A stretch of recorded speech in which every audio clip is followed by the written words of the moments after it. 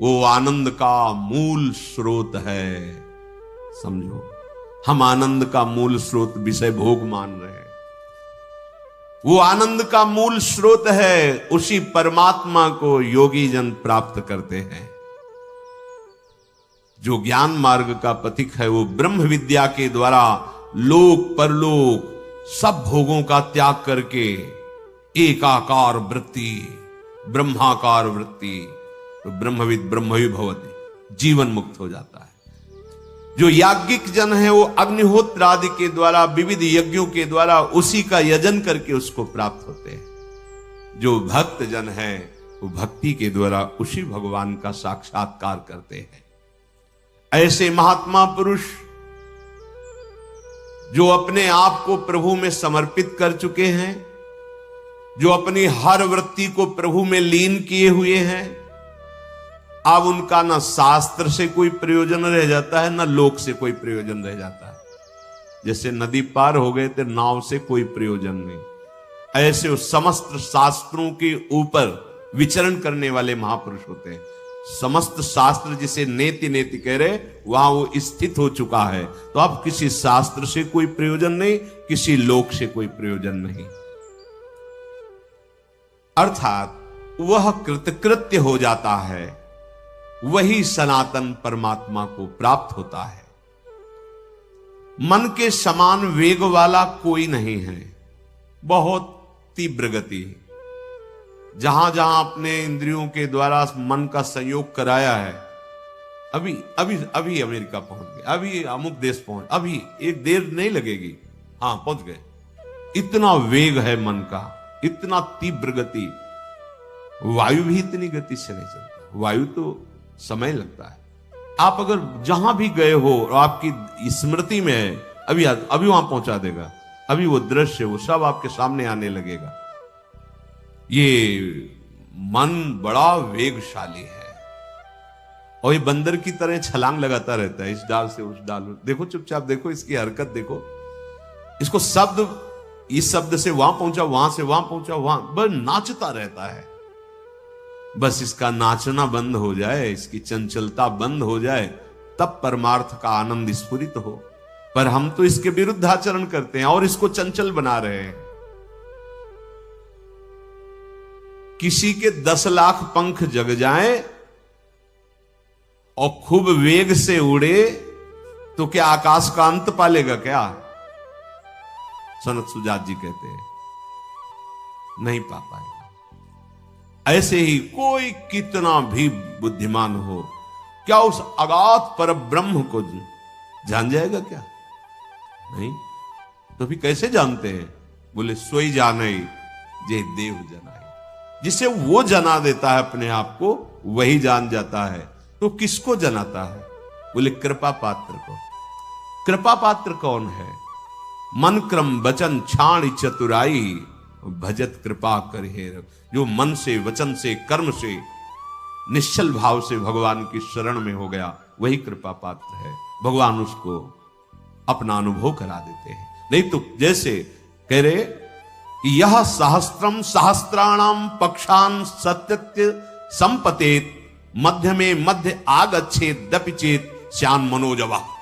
ऐसा वेग उसका हो, 10 लाख पंख लगाकर उड़े तो भी आकाश का अंत नहीं पा सकता। कोई कितना भी ज्ञानी विज्ञानी हो, भगवान का अंत नहीं पा सकता। इसलिए उनका नाम अनंत है। वो स्वयं कृपा करके अनुभव कराते हैं कृपा पात्र को। वही कृपा पात्र है जो मन वचन कर्म से कपट छोड़कर भगवान की शरण में हो गया। मोहि कपट छल छिद्र न भावा। ये प्रत्यक्ष है पर दिखाई नहीं दे रहा है। जिसका अंतःकरण विशुद्ध हो जाता है उसी के अनुभव में आता है। तुम्हारे मानने न मानने से वो कोई किसी की मानने वाली वस्तु थोड़ी है कि मान लिया तो उसकी मान्यता, नहीं माना तो नहीं। अरे तेरे मानने न मानने से उस परम सत्य में कोई फर्क नहीं पड़ता। मान लेगा तो तू आनंदित हो जाएगा, नहीं मानेगा तो भ्रमित होकर भटकता रहेगा उसी की गोद में, उसी की गोद में, उसी विराट भगवान की गोद में आप बैठे हुए हैं। संपूर्ण ब्रह्मांड उसी की गोद में है। बड़ा ज्ञानी जीव है, अवसर मिला है बहुत। भगवान बचावे, दुर्बुद्धि से बचावे, हमारी बुद्धि को सत्य प्रकाश की तरफ प्रेरित करे, सब शास्त्रों का सार, हमारी बुद्धि शुद्ध हो जाए। प्रत्यक्ष है, भगवान कहां है? प्रत्यक्ष है, दिखाई क्यों नहीं दे रहा? अंतःकरण अशुद्ध है, शुद्ध करो। विशुद्ध अंतःकरण वाला देख पाता है। विशुद्ध अंतःकरण कैसे होता है? जो सबका हितैषी है, जो मन सहित 5 ज्ञानेंद्रियों को अपने वश में किए हुए है, अधर्म आचरण नहीं, जिसके ऊपर भारी से भारी दुख आने पर भी विचलित नहीं होता, जिसके हृदय में किसी भी संबंध का प्रभाव नहीं है और निरंतर भजन परायण है, वो मुक्त है। ऐसा मुक्त पुरुष ही भगवत साक्षात्कार करता है। यही है, सबके बीच में है। तासा मावीर भूख छोरी इसमें मान मुखाम मुझा, अभी दर्शन हो जाए बस। किसी संबंध का हृदय में प्रभाव नहीं, किसी अन्य दुख का हृदय में प्रभाव नहीं। 5 ज्ञानेंद्रियों सहित मन जो प्रकृति की तरफ जा रहा है, वो प्रभु की तरफ मुड़ गया, हृदय शुद्ध हुआ, भगवत साक्षात्कार हो गया। जैसे सांप बिलों का आश्रय ले अपने को छिपाए रहता है, ऐसे ही प्रपंची, दंभी, पाखंडी, व्यवहारी इन्हीं में छिपा है। वो इन्हीं में छिपा है। जो आप एक क्रूरापि पापिनो न च सताम संभाष्य दृश्यास्ते, उन्हीं के हृदय में बैठा हुआ, वो बैठा है। जैसे ठग रास्ता चलने वालों के मार्ग में मित्र बनकर आकर उसको लूट लेते हैं, उनको बातों से अरझा करके उनको लूट लेते हैं, ऐसे ही काम क्रोध लोभ मोह मद मत्सर भगवत मार्ग में चलने वाले पथिकों का भगवत स्मरण रूपी धन फुसला के लूट लेते हैं। क्या हुआ? गई भगवत स्मृति, भजन गया। जो निश्चय हुआ था कि भगवान के नाम में हमें सुख मिले, भगवान के धाम में हमें सुख मिले, भगवान की रूप लीला में, वो फिर भोगों में फिसला दिया। बहुत बहुत ध्यान देने। जैसे सांप अपने आप को बिलों में छिपाए रखता है, ऐसे जो प्रपंची हैं, व्यवहारी हैं, दोषी हैं, जो नाना प्रकार के दंभ में हैं, उनके भी हृदय में वो छुपा हुआ बैठा है। स्वाराध्य बुद्धिर्मम, हमारी दृष्टि वहां। जैसे मार्ग में चलने वालों को ठग बातों में फुसलाकर उन्हें लूट लेते हैं, ऐसे सुख का प्रलोभन दे करके ये षड विकार साधक को लूट लेते हैं, उनकी स्मृति को क्षीण कर देते हैं। सुन रहे हैं तो इसका मनन भी करो। ठगों के हाथ लगे हुए, हाथ मिलाए, उनको तुम मित्र समझ रहे हो, और जो गुरु उपदेश है, वाणी उपदेश है, उसको तुम समझ ही नहीं रहे। उनको तुम जरूर रुद्ध दृष्टि से देखते हो कि हमारे अनुकूल क्यों नहीं चलते, क्योंकि तुम्हारी बुद्धि ठगों ने अपने अधीन कर लिया है। काम क्रोध लोभ मोह मद मत्सर। ये मूर्ख मनुष्य इन ठगों पर विश्वास कर लेता है और अंत में ऐसे मोह के गर्त में गिरता है जहां से निकलना मुश्किल है। बहुत बहुत पूरा जीवन व्यतीत हो जाता है वही हाय हाय, धन पुत्र परिवार ममता, जा रहा है सबको छोड़ के जा, पर उनकी सबकी स्मृति लेकर के फिर अगला जन्म का विस्तार। सावधान। जो प्रभु के मार्ग में चलने वाले हैं उनको भी ये ठग बहुत, कोई चतुर हो तो निकल जाए, नहीं तो गिरा ही देते हैं, लूट ही लेते हैं। चतुर कौन? जिसकी दृष्टि भजन में है। भजन छूट रहा है इसके संग से तो कोई भी हो नहीं, मुझे नहीं स्वीकार। न वो वस्तु, न वो व्यक्ति, न वो स्थान, न पद, न सुख जिसमें हमारे प्रभु का विस्मरण हो रहा, नहीं, अब ऐसा नहीं होगा। सावधान। एकाकार वृत्ति, निकल गए, कोई भी ठग तुम्हें फंसा नहीं सकता, क्योंकि नाम रूपी रक्षक आपके साथ है। नाम पहारू दिवस पर बड़ी समस्या है, बड़ी समस्या है। नाम पर महत्व ही नहीं हो पा रहा, भजन पर महत्व नहीं हो पा रहा, भोगों पर महत्व है।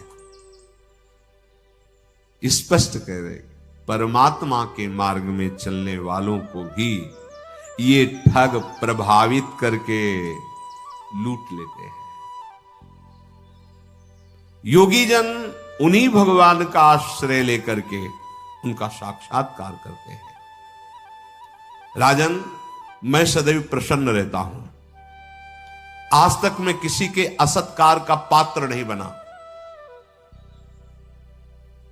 क्योंकि मेरी स्थिति सदैव आत्मस्वरूप में, ब्रह्म में, भगवान में रहती है। मेरी कभी मृत्यु नहीं होती, ना मेरा कभी जन्म होता है। जब मेरे जन्म और मृत्यु ही नहीं तो मोक्ष किसका? शुद्ध शुद्ध आत्मज्ञान।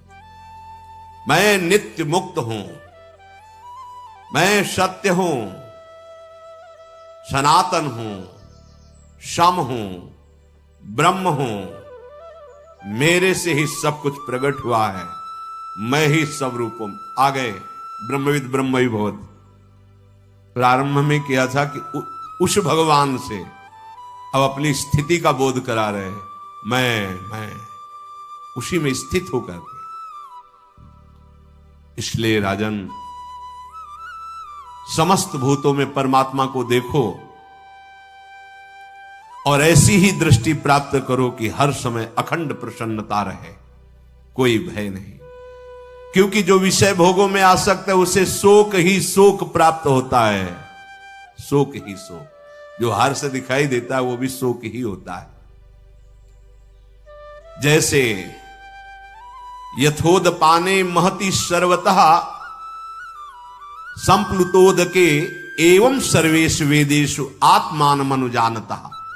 महान स्वादिष्ट निर्मल जल का बड़ा जलाशय प्राप्त होने पर क्षुद्र गड्ढों की तरफ फिर मन नहीं जाता। ऐसे ही परमानंद स्वरूप प्रभु का अनुभव फिर लोक लोकांतर के किसी भी विषय में मन नहीं जाता, शांत हो जाता है। सबके हृदय में वो स्थित है, कहीं भागने की जरूरत नहीं, पर वो दिखाई नहीं दे रहा है। जो रात दिन सावधान रह करके एक एक शब्द ध्यान दो, हृदय में ही है, कहीं बाहर साक्षात्कार नहीं करना। यही जो रात दिन सावधान रह करके, सावधान, तुम्हारा लक्ष्य क्या है, तुम्हारा कर्तव्य क्या है, तुम क्या प्राप्त करना चाहते हो, उस प्राप्त करने का उपाय क्या है, हर समय तुम्हारे दिमाग में रहना चाहिए। सावधान रहने वाला है, निरंतर भजन परायण, वो उसे जान लेता है, वो परमानंद में निमग्न हो जाता है। न मेरी कोई माता है, न मेरा कोई पिता है। धृतराष्ट्र, मैं ही सब रूपों में हूं। ये आत्म स्वरूप की स्थिति है। जो भी है वो मैं हूं, जो नहीं दिखाई दे रहा वो भी मैं हूं। वही भगवान श्री कृष्ण जो बोल रहे हैं चतुश्लोकी भागवत में, वही स्थिति ब्रह्मबोध संपन्न महापुरुष की, या भेद स्वरूप से भगवत स्वरूप हो गए। ये मानव देह सूक्ष्म स्पेस, सूक्ष्म प्रभु का अनुभव करने के लिए, जीवन मुक्त होने के लिए मिला है। इसलिए राजन, उस परम पिता, उस परमेश्वर, उस प्रभु का सतत स्मरण करो। सभा में धृतराष्ट्र जी और सब बड़े बड़े महापुरुष विराजमान हैं। संजय जी ने धृतराष्ट्र जी से संबोधन करते हुए कहा, जब सनत्सुदास जी मौन हो गए, कि आप इन महापुरुषों की बात सुनकर के क्या निर्णय किया? यदि आप पांडवों को उनका राज्य वापस नहीं करते तो मैं सभा में कह रहा हूं कि एकमात्र गांडीव धनुषधारी अर्जुन त्रिभुवन को परास्त कर सकते हैं। तुम्हारी 11 क्षोणी सेना क्या चीज? संजय धृतराष्ट्र के ही है, बहुत प्रिय है, हृदयस्थ है एकदम। धृतराष्ट्र जी कोई उत्तर नहीं दिए। ये पुत्र आसक्ति सर्वनाश करा रही है। हां में हां मिलाते हैं अपने पुत्र की। बड़े बड़े महापुरुष समझा रहे हैं, जब तक आप अपना आग्रह नहीं छोड़ेंगे तो कितना भी बड़ा महापुरुष आपको समझा ले, आपका परिवर्तन नहीं होने वाला। आग्रह छोड़ना पड़ेगा। भीष्म जी खड़े हुए देखा कि धृतराष्ट्र कुछ बोल नहीं रहे, तो उनका राजन, मनुष्य लोक में जो विराजमान गांडीव धनुषधारी अर्जुन है, इंद्र सहित संपूर्ण देवता और असुर भी एक तरफ हो जाए तो उस पर विजय प्राप्त नहीं कर सकते, क्योंकि साक्षात भगवान के साथ है। ये दोनों नर नारायण समस्त लोकहित के लिए एक ही तत्व दो रूप धारण करके सदा तप परायण रहते हैं। लोकहित के लिए जब जब जहां जहां जैसा अवसर आता है, ये बार बार वहां प्रकाशित होते हैं।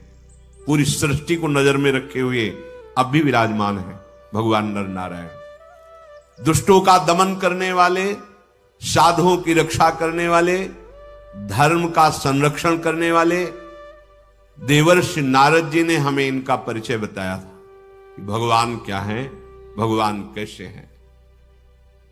अरे दुर्योधन, तू विनाश बुद्धि को प्राप्त हो रहा है। पीछे वर्णन किया था, देवता किसी को डंडा लेके नहीं मारते, कर्म के अनुसार बुद्धि बदल देते हैं, स्वयं नष्ट हो जाता है। स्वयं क्या हुआ? कर्म सवार हो गया बुद्धि पे। स्वयं जिस देह और प्राण को बहुत प्रिय माना जाता है, बुद्धि में तुम्हारा जब दंड पाने का समय आया तो ऐसा निश्चय हो गया कि अपने हाथ से अपने शरीर को काटने लगे, अपने हाथ से अपने शरीर को नष्ट कर दिया। दुर्योधन, तेरे विनाश बुद्धि प्रकट हुई है। तू देखेगा जब ये महात्मा श्री कृष्ण और अर्जुन एक रथ पर बैठे होंगे और अर्जुन के गांडीव से भयंकर बाण छूटेंगे, तब तेरे को मेरी बात याद आएगी कि तेरी बुद्धि विनाश को प्राप्त हो रही है। तू बड़े बुजुर्गों की, महात्माओं की बात नहीं मानता, तो एक शब्द याद कर, तेरा विनाश अवश्य उपस्थित हो गया है। तात, तुम्हारी बुद्धि धर्म से भ्रष्ट हो गई है। मेरा कहना मान, नहीं एक दिन तू सुनेगा कि आज ये मारा गया, आज ये मारा गया, तेरे सारे सहयोगी मारे जाएंगे। भरत श्रेष्ठ, एक तुम ही ऐसे हो जो इस भगवान परशुराम जी के द्वारा अभिषेक अर्थात शाप पाए हुए कर्ण का सहारा लिए हुए हो। ये सूत पुत्र कर्ण, सुबल पुत्र शकुनी और दुशासन ये तुम्हारे नाश के लिए सलाह देते हैं। कर्ण खड़ा हो गया और बोला, भीष्म जी, आपको जब देखो तब कड़वे वचन ही मेरे लिए बोलते हो। आप जैसे वृद्ध पुरुष को शोभा नहीं देता कि भरी सभा में आप हमारा अपमान करते हैं। मैं क्षत्रिय धर्म में स्थित हूं, कौन सा ऐसा मैंने दुराचार किया कि आप खड़े होकर के हमारी निंदा करते हैं? तुम्हें धृतराष्ट्र पुत्रों में पापाचार दिखाई दे रहा है? बताइए कौन सा पापाचार है? मैंने ना तुम्हारा अनिष्ट किया है ना पांडवों का, फिर आप हमारी निंदा क्यों करते हैं? और जो मुझे प्यार करता है, सम्मान देता है, उसके लिए मैं प्राण समर्पित किए हूं, वो है दुर्योधन। इसलिए दुर्योधन का अप्रिय मेरा प्रिय, दुर्योधन का प्रिय मेरा प्रिय, फिर आप हमारी निंदा क्यों करते हैं? भीष्म जी ने कहा, धृतराष्ट्र, ये कर्ण केवल डींग हाँकने वाला है, इसकी बात मत मानना तुम। ये बार बार बोलता है कि अर्जुन क्या है, पांडव क्या है, मैं उनको मार डालूंगा, जीत लूंगा। ये दुरात्मा है, उन महात्माओं की महिमा को नहीं जानता है। ये सूत पुत्र कर्ण ये करतूते कर रहा है जिससे आपका विनाश हो जाएगा, कौरव वंश का। ये मंद बुद्धि दुर्योधन समझ नहीं पा रहा है। ये उसी कर्ण का सहारा ले रहा है जो कई बार भाग चुका है अर्जुन के सामने से। युद्ध में बड़ा दुष्कर पराक्रम करने वाले भयंकर भीम के सामने कौन टिकेगा? विराटनगर में देखा है कर्ण, तूने भी, दुर्योधन तूने भी, उनका पराक्रम जो उनके पास कोई सेना नहीं, कोई दिव्यास्त्र नहीं। आज तो वो दिव्यास्त्र से युक्त है, उस समय भाग पड़े थे तुम लोग, तो आज कैसे टिक जाओगे? जब धनंजय भगवान श्री कृष्ण का आश्रय लेकर गांडीव पर प्रत्यंचा चढ़ाएगा तो कोई भी सामने टिकने लायक नहीं। इसलिए युद्ध की बात तो सोचो मत, संधि कर लो, आधा राज्य वापस कर दो। तुम्हें याद दिलाता हूं, विराटनगर में घोष यात्रा के समय, मतलब विराटनगर में देखा भागे, और जब ये द्वैत वन में थे तो ये दिखाने के लिए दुर्योधन अपने परिकर से देखो हम कितने सुखी, तुम दुखी हो, तो गंधर्व अपहरण करके ले गए थे। तब चिल्ला रहा था बचा लो, तो बचाया। तो विराटनगर में और घोष यात्रा में दोनों का चिंतन करो और अपने बल का चिंतन करो कि तुम क्या हो, तुम्हारा भला हो। महाराज इस कर्ण की सेखी वाली बातें मत सुनो, इसकी जितनी कही हुई बातें सब झूठी है। ये धर्म और अर्थ का नाश करने वाला प्रोत्साहन बढ़ा रहा है कि आप युद्ध करो। भीष्म जी की बात सुनकर द्रोणाचार्य जी खड़े हुए और धृतराष्ट्र से कहा कि भीष्म जी महाभागवत है, इनका जो निर्णय है उसे आप स्वीकार करें। आप लोभ में आकर अपने पुत्र की बात न माने। मैं स्पष्ट कहता हूं, युद्ध में आपका मंगल नहीं है, पांडवों से आप संधि कर लीजिए। जो अर्जुन के विषय में भीष्म जी कह रहे हैं वही मेरा भी अनुभव है, क्योंकि वो मेरा शिष्य है, वो इस समय दिव्यास्त्रों से युक्त है। पांडुनंदन अर्जुन जैसा बोलते हैं वैसा ही करते हैं। तीन लोकों में नाहरस्य तिसु लोकेशु सदसोस्ति धनुर्धरा, मैं उनका गुरु हूं, पर त्रिभुवन में निर्णय करके कहता हूं अर्जुन जैसा धनुर्धारी नहीं है। द्रोणाचार्य और भीष्म की बातें बड़ी सार गर्भित हुई, पर धृतराष्ट्र ने कोई ध्यान नहीं दिया। पुत्र आसक्ति, इतने बड़े बड़े महापुरुष सनत्सुजात जी, विदुर जी, भीष्म जी, द्रोणाचार्य जी समझा रहे, पर उनके हृदय में ये बात समझ में नहीं आ रही। संजय ने कहा महाराज आपसे हाथ जोड़कर प्रार्थना करता हूं, ये मेरा व्यर्थ का प्रलाप मत समझना, आपके सुख के लिए कह रहा हूं कि आप दुर्योधन को आज्ञा कीजिए कि युद्ध की भावना से निवृत्त हो जाए। किसी भी तरह से मंगल नहीं होता युद्ध में, प्रजा का नाश ही होता है। समस्त कौरव सुरक्षित रहें, पांडव सुखी रहें, इसलिए आपसे प्रार्थना करता हूं आप संधि स्वीकार करें, उनसे वैर नहीं। धृतराष्ट्र ने दुर्योधन से कहा वत्स तुम जरा अपनी सेना की ओर देखो और फिर मुझे बताओ क्या तुम में इतने सामर्थ्य है कि तुम पांडवों से लड़ सकते हो। बुद्धि जब बिगड़ जाती है तो सत्य बात समझ में नहीं आती, चाहे जैसे समझाओ। देखो जो भी है ये सब हमको सलाह दे रहे हैं संधि करने की। बेटा तुम्हारी इच्छा क्या है? दुशासन, कर्ण, सुबल, शकुनी सलाह करके इनसे बताओ तुम्हारी इच्छा क्या है। बेटा की इच्छा पूर्ति, बहुत होश में। जब कोई महापुरुष उपदेश करे तो उसका मनन जरूर करना चाहिए। धृतराष्ट्र जी भगवत माया से ऐसे प्रेरित है कि एक बात का भी मनन नहीं करते। इनको बार बार अपने बेटे की बात कि दुर्योधन को बुरा ना लग जाए, दुर्योधन के अनुकूल, यही बात बिगड़ जाती है। अगर गुरुजन तुम्हारे अनुकूल बोलने लगे तो पतन का रास्ता खुल जाता है। अगर वैद्य मरीज के अनुकूल हो जाए तो रोग बढ़ जाएगा। अगर मंत्रणा देने वाले राजा के अनुकूल बोले तो फिर बात बिगड़ जाएगी। हमारा कल्याण तभी होगा जब सही निर्णय किया जाए, कोई मोह या आसक्ति के वश निर्णय ना किया जाए। दुर्योधन बोला पिताजी ये द्रोणाचार्य जी मेरी तरफ ही रहेंगे, भले बात पांडवों की करते पर रहेंगे मेरी। द्रोणाचार्य जी हैं तो अश्वत्थामा तो रहेंगे ही ना मेरी तरफ, और द्रोणाचार्य अश्वत्थामा है तो उनके संबंधी है कृपाचार्य, वो तो रहेंगे ही। और भीष्म जी ये तो हमारे हैं ही, ये बड़े बड़े योद्धा 11 क्षोणी सेना एकत्रित हुई है। और कर्ण तो एक महान याज्ञिक है, ये रण यज्ञ का विस्तार करेगा। और युधिष्ठिर होंगे इस रण यज्ञ की पशु बलि,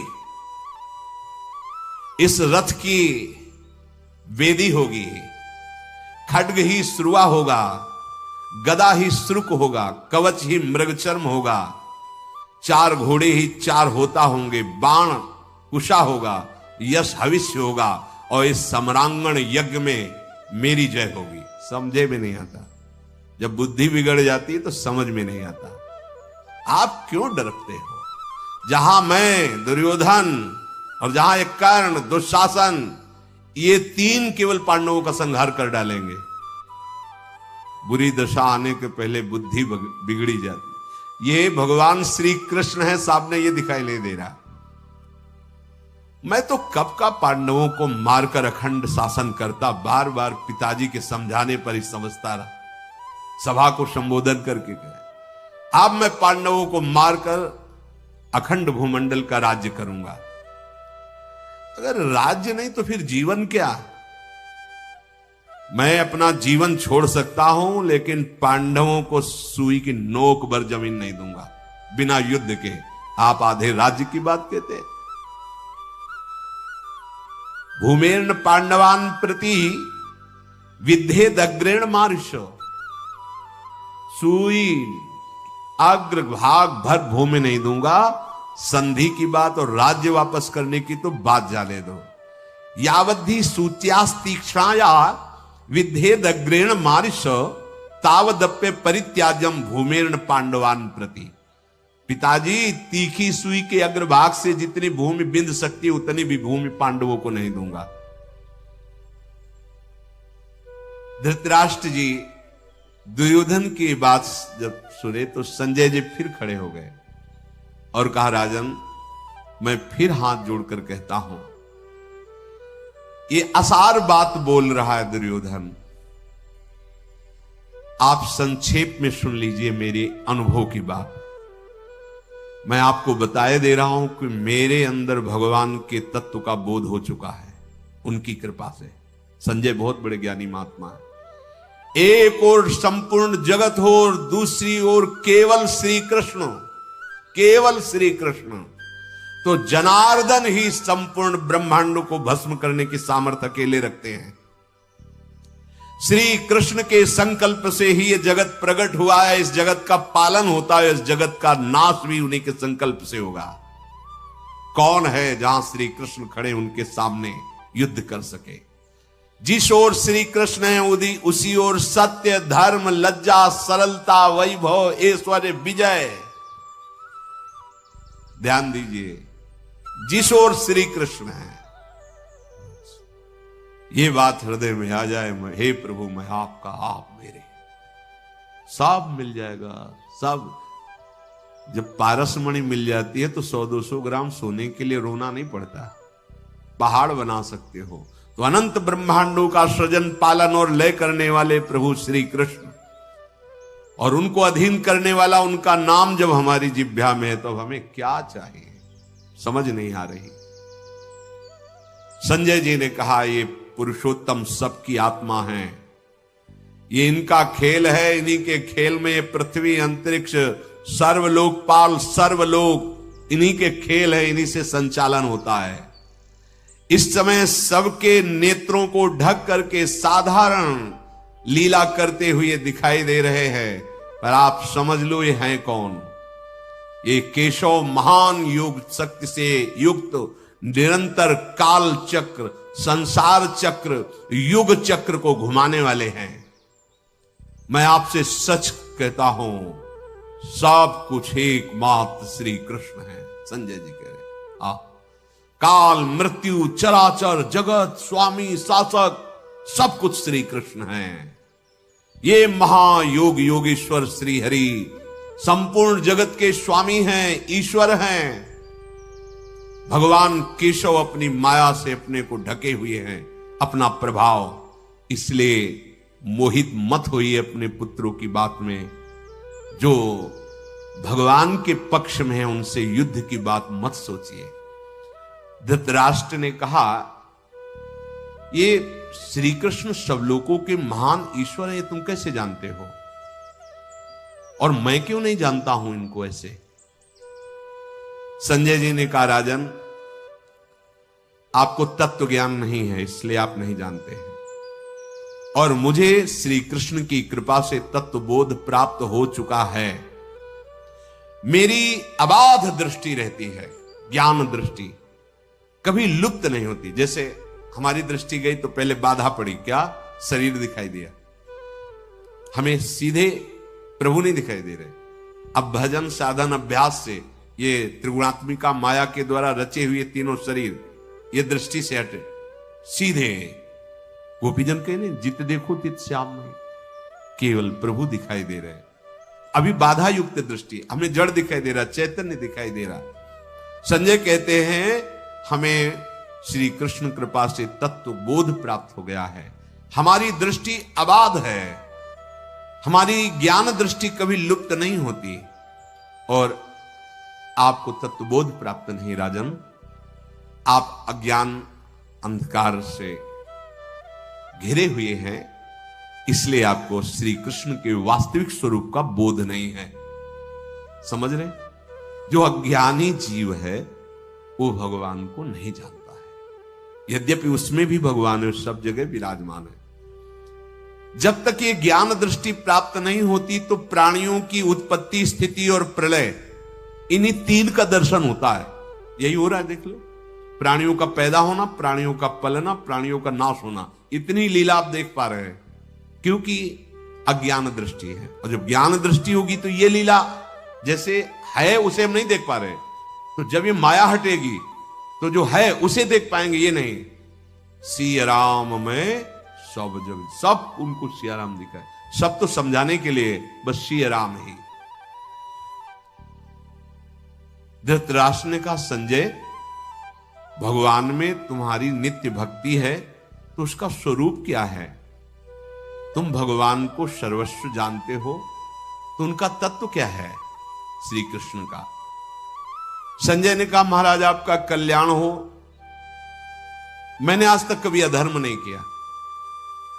भक्ति का रंग लाने के लिए सबसे पहली बात बोली, पूछा तुम्हारी भक्ति का स्वरूप क्या है जिससे तुम्हें तत्वबोध प्राप्त हुआ, सर्वत्र अबाध ज्ञान दृष्टि मिली? तो सबसे पहले बोल, हमने अपने जीवन में कभी अधर्म नहीं किया। अब यहां भयभीत नहीं होना, वृंदावन महिमामृत में सुन, एक भी मेरे में धर्म का लक्षण नहीं, पर अब मैं जान गया हूं कि आप मेरे शरण दाता हैं। यद्यपि मैं सब गुणों से ही हूं, पर प्रभु मैं आपकी शरण। बात वही आ जाएगी, वही बात आ जाएगी।